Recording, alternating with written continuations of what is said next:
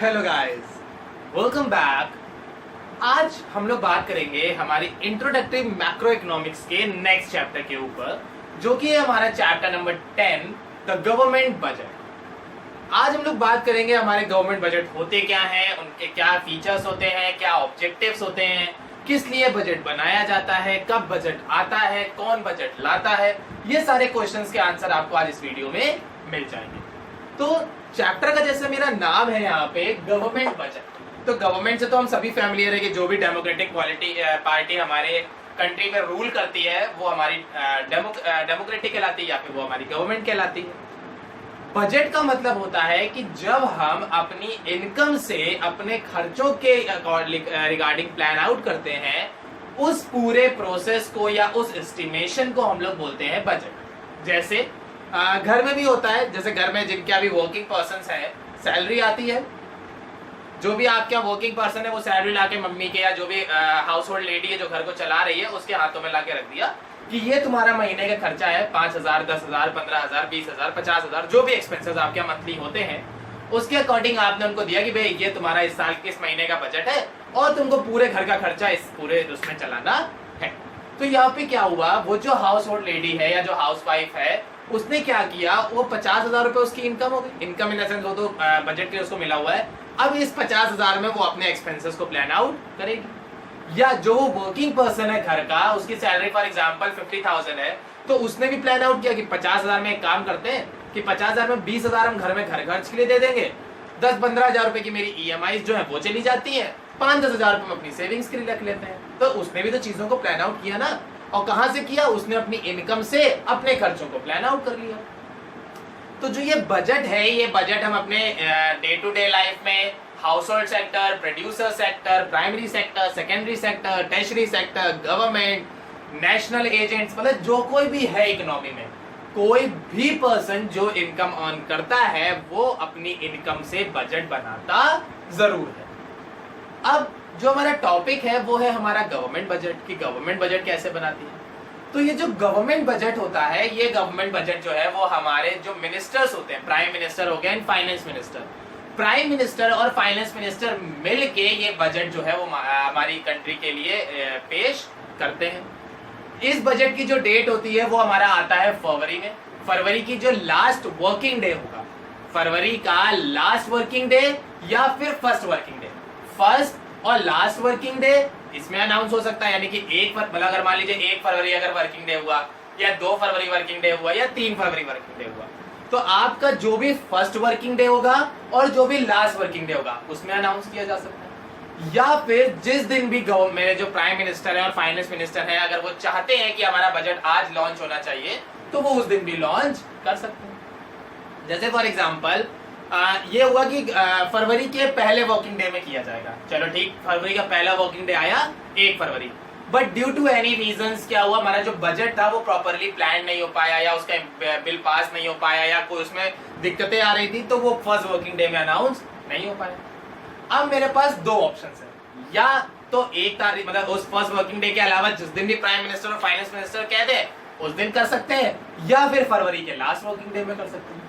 तो अब ये देखा गया कि पहला वर्किंग डे जो था वहां तक सब कुछ तैयार नहीं था, लास्ट वर्किंग डे जो है तब तक बहुत देर हो जाएगी, तो एक काम करते हैं 13, 14, 15 फरवरी के आसपास जो है वो बजट अनाउंस कर देते हैं। तो यहाँ पे क्या हुआ कि जो हमारा बजट है वो गवर्नमेंट बजट हमारा फरवरी में अनाउंस किया जाता है, फरवरी के फर्स्ट या लास्ट वर्किंग डे, या फिर कभी भी जब भी मेरे प्राइम मिनिस्टर और फाइनेंस मिनिस्टर कह देंगे कि आज बजट का अनाउंसमेंट है, उस दिन बजट अनाउंस हो जाएगा।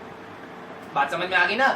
तो अब ये जो गवर्नमेंट बजट है ये होता क्या है, बेसिकली जो अनाउंस किया जाता है वो किस लिए अनाउंस किया जाता है, कब के लिए अनाउंस किया जाता है और कैसे अनाउंस किया जाता है। तो ये जो गवर्नमेंट बजट होता है, इट इज अ स्टेटमेंट। ये मेरा क्या होता है, ये मेरा एक स्टेटमेंट होता है। स्टेटमेंट मतलब पूरा फाइनेंशियल रिकॉर्ड होता है।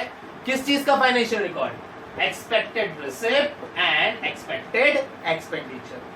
यानी कि जो गवर्नमेंट बजट होता है वो मेरा पूरा एक स्टेटमेंट होता है जिसमें गवर्नमेंट जो है वो अपने एस्टिमेटेड रिसिप्ट का मतलब यहाँ पे रेवेन्यू या फिर इनकम भी कह सकते हैं आप लोग, तो चाहे आप इसको एस्टिमेटेड रिसिप्ट, एस्टिमेटेड रेवेन्यू या एस्टिमेटेड इनकम भी कह सकते हैं। तो जो गवर्नमेंट बजट है उसमें गवर्नमेंट बजट जो ये हमारा एक स्टेटमेंट होता है जिसमें जो एक गवर्नमेंट होती है वो क्या करती है, अपने एस्टिमेटेड इनकम से, अपने एस्टिमेटेड एक्सपेंडिचर या फिर एक्सपेक्टेड इनकम से अपने एक्सपेक्टेड की जो होने वाला है ना, क्योंकि जो गवर्नमेंट है वो बजट कब बना रही है, फरवरी में, और जो मेरा फाइनेंशियल ईयर है वो कब क्लोज होता है, 31 मार्च को। तो जो मेरे गवर्नमेंट के पास जो इनकम आएगी वो तो 31 मार्च को आएगी, लेकिन गवर्नमेंट जो बजट है वो फरवरी में ही दे रही है। तो जब वो एक महीना पहले आपको बजट बना के दे रही है तो जाहिर सी बात है उसने अपनी इनकम का एस्टिमेशन ही तो लिया होगा, एक अंदाजा ही तो मारा होगा कि हमें 31 मार्च तक इतनी इनकम हो सकती है। तो यहाँ पे क्या होता है कि ये हमारा एक्सपेक्टेड होता है, क्योंकि इनकम भी हमें पता नहीं है, क्योंकि अभी एक महीना बाकी है इनकम आने में, और खर्चे भी नहीं पता है क्योंकि वो तो पूरा साल ही हमारा बाकी है अभी। तो इसी वजह से हमारा जो गवर्नमेंट बजट होता है वो हमेशा हमारा एस्टिमेटेड इनकम और एस्टिमेटेड एक्सपेंडिचर के ऊपर बेस करता है। तो it is a statement of expected receipt and expected expenditure of the government. Government budget हमारा एक स्टेटमेंट होता है जो कि हमारे एक्सपेक्टेड रिसिप्ट और एक्सपेक्टेड एक्सपेंडिचर के ऊपर बेस करता है।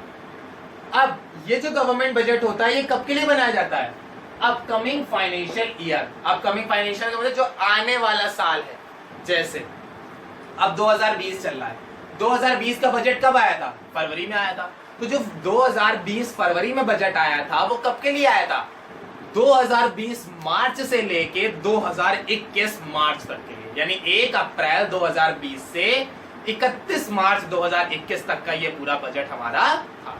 तो जो इस साल हमारा बजट आया है वो किसके लिए होगा, जो इस साल बजट आया है वो हमारा होगा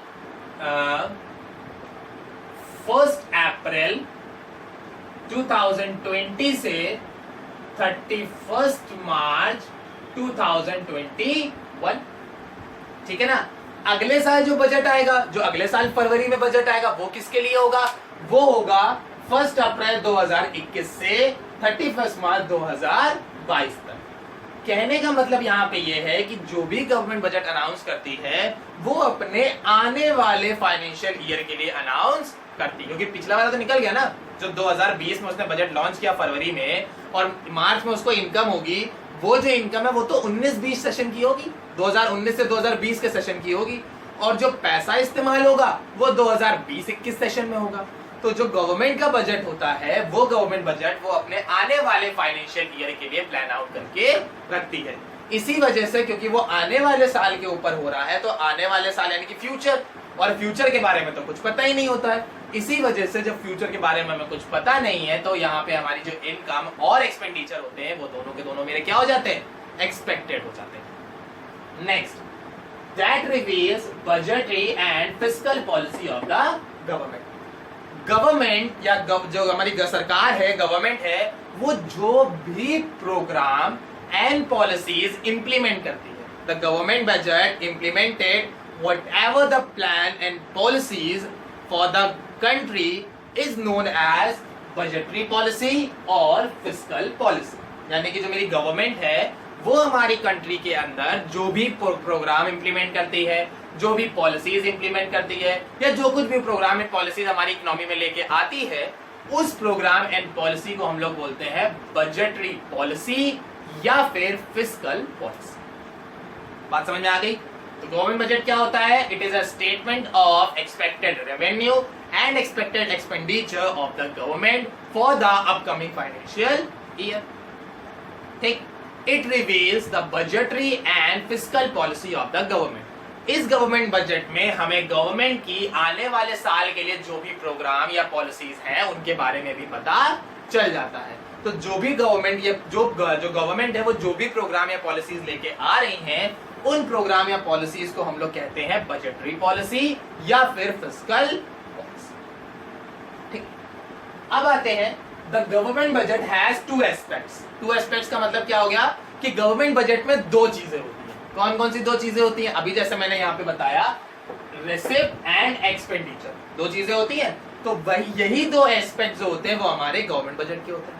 तो अगर क्वेश्चन आ जाता है define the aspects of the government budget, तो आप क्या बताओगे?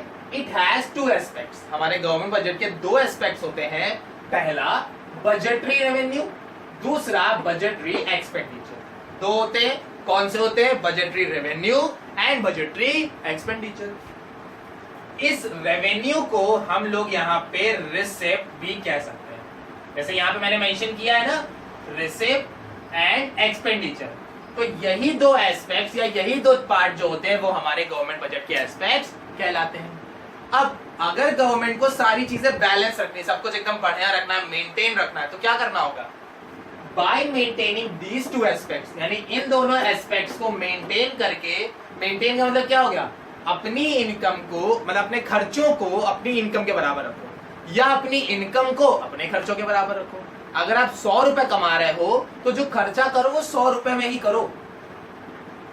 जो आपने कमाया है, जितना आपने कमाया, आपने 100 रुपए कमाए तो 100 रुपए खर्चा कर दो, आपने 500 रुपए कमाए 500 रुपए खर्चा कर दो, आपने 1000 रुपए बचाए तो आप 1000 रुपए खर्चा कर दो। यहाँ पे खर्चा करने का मतलब ये नहीं फिर आपको सर हम तो पूरा खर्चा कर देंगे तो हमारे लिए क्या बचा।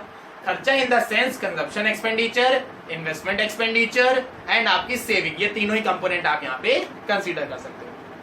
तो बेसिकली यहाँ पे क्या है कि अगर गवर्नमेंट को अपनी जो इकोनॉमी स्टेज है या जो कंट्री की फाइनेंशियल पोजीशन है उसको बैलेंस करने के लिए क्या करना पड़ेगा? इन दोनों एस्पेक्ट्स को हमेशा इक्वल रखना पड़ेगा। यानी budget revenue is equal to the budgetary expenditure. Government को बजटरी रेवेन्यू और बजटरी एक्सपेंडिचर को हमेशा बैलेंस रखना होगा। इनकम और एक्सपेंडिचर हमेशा बैलेंस चलनी चाहिए। अगर दोनों इक्वल हैं तो कोई दिक्कत नहीं है, अगर कोई भी एक ज्यादा कम हो गया तो वहां पे आ जाएगा डेफिसिट या सरप्लस। अगर बैलेंस है तो कोई दिक्कत नहीं, सब कुछ बढ़िया चल रहा है क्योंकि सब कुछ बैलेंस है। इन केस ज्यादा या कम हो जाता है तो वो मेरा कहलाता है डेफिसिट या फिर सरप्लस। इस डेफिसिट एंड सरप्लस को हम लोग आगे की क्लासेस में डिस्कस करेंगे क्योंकि ये अपने आप में एक बहुत वास्ट कॉन्सेप्ट है, तो इसको हम लोग आगे डिस्कस करेंगे। फिलहाल इतना ही समझ लीजिए कि अगर आपको बैलेंस करना है तो आपको बजट रेवेन्यू और एक्सपेंडिचर को इक्वल रखना पड़ेगा। अब इसका भी रीजन समझ लेते हैं कि भाई गवर्नमेंट क्यों कर रही है ऐसा कि सारी चीजें बैलेंस करनी, उसको खर्चे इनकम बैलेंस करके चलना क्यों?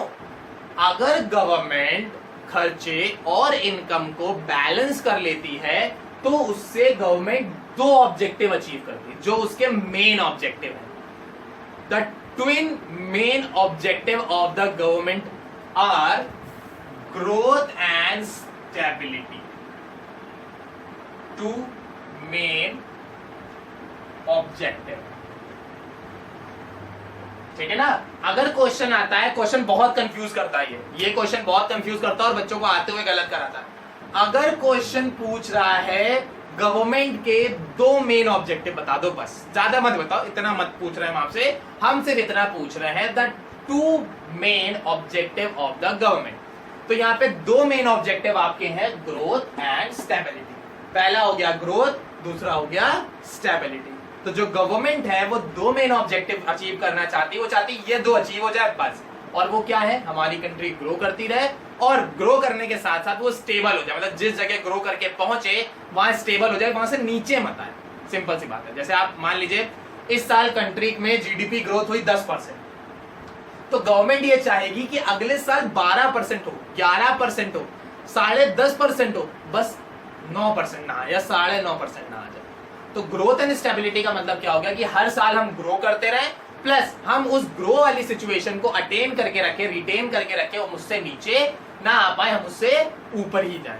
तो गवर्नमेंट के दो मेन ऑब्जेक्टिव होते हैं, ग्रोथ एंड स्टेबिलिटी। बात समझ में आ गई? चलिए अब हम लोग बात करते हैं the objectives of the government कि इन दो मेन ऑब्जेक्टिव्स के अलावा गवर्नमेंट और क्या चाहती है। ये तो दो मेन हो गए कि भाई ये तो हमें चाहिए ही चाहिए, इनके बिना तो कुछ हो ही नहीं सकता है, बट इनके अलावा भी तो कुछ ऑब्जेक्टिव्स होंगे जो गवर्नमेंट फुलफिल करती है। तो अब बात करते हैं हम लोग ऑब्जेक्टिव्स ऑफ द गवर्नमेंट कि हमारे जो गवर्नमेंट है उनके ऑब्जेक्टिव्स क्या क्या है। तो पहला ऑब्जेक्टिव यहाँ पे है जीडीपी ग्रोथ। गवर्नमेंट का पहला ऑब्जेक्टिव क्या है? गवर्नमेंट ये चाहती है कि हमारी जीडीपी ग्रोथ हो जाए। जीडीपी ग्रोथ कैसे होगी? जब आपकी कंट्री में ज्यादा से ज्यादा गुड्स प्रोड्यूस किए जाएंगे या ज्यादा से ज्यादा प्रोडक्शन होगा, तो जितना ज्यादा आपकी कंट्री में प्रोडक्शन होगा उतनी ज्यादा आपकी ग्रोथ होगी। जितनी ज्यादा आपकी ग्रोथ होगी उतना ज्यादा आप अच्छे होते जाओगे, उतना ज्यादा आप स्ट्रांग होते जाओगे। इसीलिए जैसे इस टाइम रिसेंट टाइम पे जैसे ही हमारे प्रधानमंत्री है मिस्टर नरेंद्र मोदी, जैसे ही उनकी गवर्नमेंट बनी थी उन्होंने बहुत एक अच्छा काम किया था, मेक इन इंडिया कैंपेन चलाया था या मेड इन इंडिया कैंपेन चलाया था, जिसमें उन्होंने बोला था कि सारी चीजें जो है वो इंडिया में बनाई जाए। तो इससे क्या हुआ, जब आपके इंडिया में ही सब कुछ प्रोड्यूस होगा तो प्रोडक्शन ज्यादा होगा, प्रोडक्शन ज्यादा होगा तो इनकम ज्यादा होगी, इनकम ज्यादा होगी तो कंट्री ग्रो कर जाएगी। तो गवर्नमेंट का बजट बनाने का पहला एम यही होता है जीडीपी ग्रो, कि वो बजट बना के उन सेक्टर्स पे खर्चा करती है जो सेक्टर अच्छे ग्रो कर रहे हैं या जो सेक्टर अच्छा ग्रो कर सकते हैं। ठीक है ना। गवर्नमेंट जो पैसा, कोई भी इंसान है जो पैसा इंप्लीमेंट करता है कहाँ करता है, या तो जो ग्रो कर रहा है उस पर करता है या जो ग्रो करने वाला है उस पर खर्चा करता है। तो वही चीज यहाँ पे है कि गवर्नमेंट अपने बजटरी पॉलिसी के थ्रू जीडीपी ग्रोथ में कंट्रीब्यूट करती है। सेकेंड आता है एलोकेशन ऑफ रिसोर्सेज।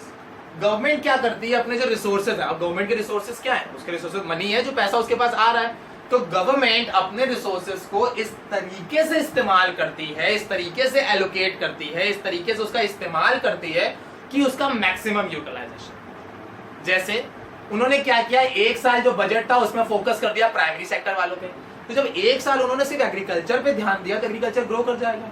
अगले साल उन्होंने क्या किया, एग्रीकल्चर से थोड़ा सा पैसा निकाल के सेकेंडरी में डाल दिया, अब सेकेंडरी ग्रो करने लग गई।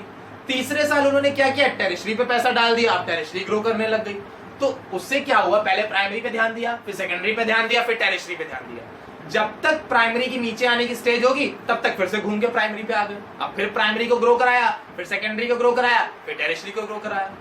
इन केस उसे लगा कि अब भाई मेरा जो सेकेंडरी सेक्टर है वो बढ़िया चल रहा है, उसमें पैसा नहीं भी लगाएंगे तो काम चल जाएगा, तो अब वो क्या करेंगी, सेकेंडरी से पैसा निकाल के थोड़ा सा प्राइमरी और टेरिशरी में डिवाइड कर देंगे, क्योंकि सेकेंडरी को तो खास जरूरत है नहीं। तो एक काम करते हैं, सेकेंडरी के लिए जो बजट बनाया था उसको प्राइमरी और टेरिशरी में डिवाइड कर देते हैं। तो मेन यहाँ पे गवर्नमेंट का मकसद क्या होता है कि उसके पास जो भी रिसोर्सेज अवेलेबल है वो उन रिसोर्सेज को बेटर तरीके से एलोकेट करे और उसका मैक्सिमम यूटिलाइजेशन भी करे। थर्ड आता है provision of public goods. Public goods का मतलब यहाँ पे होता है law and order, defence. Law and order, defence जो है वो परफेक्ट एग्जांपल है आपके पब्लिक गुड्स के। ठीक है ना, यानी कि ऐसे गुड्स जो पब्लिक की सेफ्टी या सिक्योरिटी के लिए बनाए जाते हैं उन गुड्स को हम लोग बोलते हैं पब्लिक गुड्स। जैसे लॉ एंड ऑर्डर, कानून किसके लिए है, हम ही लोगों के लिए तो है, भले वो बात अलग है, हम लोग उसको गलत इस्तेमाल करते हैं वो एक अलग चीज है, बट गवर्नमेंट ने जो कानून है वो किसके लिए बनाया, हम लोगों के लिए। गवर्नमेंट ने डिफेंस किसके लिए बनाई, हम लोगों के लिए। गवर्नमेंट ने पुलिस किसके लिए बनाई, हम लोगों के लिए। गवर्नमेंट इन सारों पे खर्चा किसके लिए करती है, हमारे लिए, ताकि हम सेफ रहें।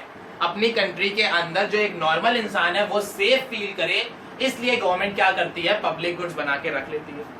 जैसे इस समय आप न्यूज वगैरह में देख भी रहे होंगे कि इंडिया ने राफेल खरीद लिए, इंडिया ने मिसाइल्स खरीद ली, इंडिया ने बॉम्ब खरीद लिए, इंडिया ने आर्मी इंक्रीज कर दी। तो ये क्यों हो रहा है, ताकि जो हम नॉर्मल पर्सन है वो ये फील करे कि हाँ हम अपनी कंट्री में सेफ हैं, हमें कुछ भी नहीं होगा। तो भाई ये सारी चीजें भी तो खरीदने के लिए पैसा चाहिए ना।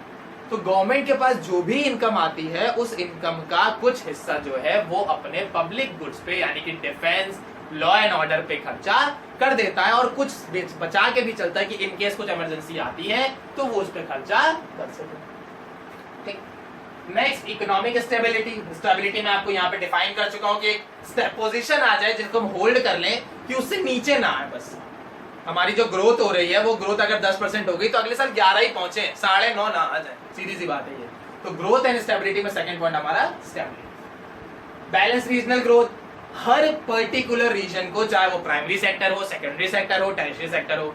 इंडस्ट्रीज की बात करें तो ऑटोमोबाइल हो, मोबाइल हो, टेलीकॉम हो, टेक्सटाइल हो, कॉटन हो, जूट हो, ठीक है, या हमारी कोई भी इंडस्ट्री हो, कोई भी सेक्टर हो, सारे ही सेक्टर्स को जो गवर्नमेंट है वो बैलेंस ग्रोथ प्रोवाइड कराती है। मतलब गवर्नमेंट के लिए सारे सेक्टर्स इक्वल हैं, वो हर सेक्टर पे इक्वली ध्यान देती है, और वो ये भी चाहती है कि हर सेक्टर जो है वो हमेशा बैलेंस होके ग्रो करे। ऐसा ना हो कि कोई एक सेक्टर भगता ही चला जा रहा है और कोई एक सेक्टर छोटा ही जा रहा है, तो ऐसा ना हो, हर सेक्टर इक्वली ग्रो कर जाए। Next, employment opportunities. जाहिर सी बात है, जब आपकी कंट्रीज में प्रोडक्शन होगा, आपकी कंट्री में कंपनीज आएंगी, आपकी कंट्री में सब कुछ सेटअप होगा, तो जब कंपनीज आएंगी तो भाई नौकरियां भी आएंगी, नौकरियां आएंगी तो जॉब अपॉर्चुनिटी बढ़ जाएगी। अगर आपकी कंट्री में प्रोडक्शन हो रहा है तो भाई प्रोडक्शन करने के लिए हमें लेबर और वर्कर्स चाहिए, तो उनको जॉब अपॉर्चुनिटी मिल जाएगी।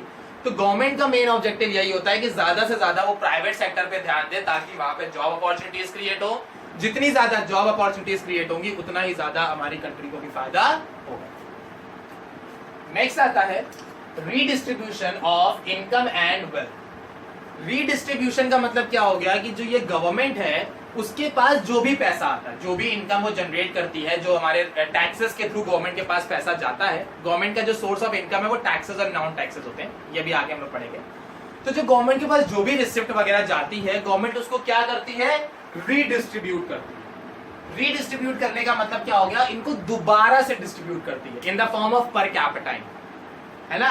तो गवर्नमेंट क्या करती है, जो भी पैसा हमने टैक्स के तौर पे उन्हें दिया है, वही पैसा वो इस्तेमाल कर लेती है उन सेक्शंस के ऊपर जो थोड़े से वीक सेक्शन है, या ऐसे सेक्शन है जो ग्रो नहीं कर पा रहे हैं, ग्रो करने में प्रॉब्लम हो रही है, उनके पास इतनी फाइनेंशियल कैपिटल नहीं है कि ग्रो कर पाए। तो गवर्नमेंट हमारे ही पैसे को, जो हमने टैक्स के फॉर्म में उसे दिया है, हमारे ही पैसे को हमारे ऊपर इस्तेमाल करती है ताकि हम ग्रो कर जाए। ठीक, तो ये थी हमारी आज की क्लास जिसमें हमने बात करी गवर्नमेंट बजट के बारे में, उसके एस्पेक्ट्स के बारे में and objective of the government budget. I hope आपको सारी चीजें क्लियर हो गई होंगी। अगर कोई डाउट है, क्वेरी है, सजेशन है, व्हाटएवर जो भी आप पूछना चाहते हैं आप कमेंट सेक्शन में पूछ सकते हैं। Thank you.